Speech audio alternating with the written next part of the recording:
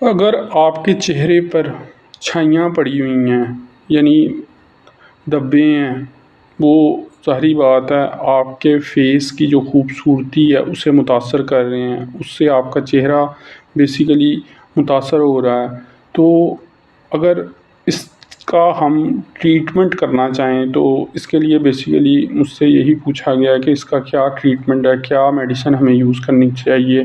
Basically इसमें आप क्या कर सकते हैं कि एक तो आप मेलास डिप क्रीम है वो रात को लगाएं, उसके अलावा ग्लूटोन सी क्रीम है ये आप दिन में लगाएं। इसमें बेसिकली क्या होता है, ग्लूटाथायोन वो हमारे चेहरे को बेसिकली वाइट करता है, यानी उसमें बेसिकली क्या होता है कि हमारा चेहरा वाइट हो जाता है। और ग्लू नेक्स्ट फेस वॉश है, उससे आप मुंह वगैरह धोएं तो इससे आपको फ़र्क पड़ जाएगा।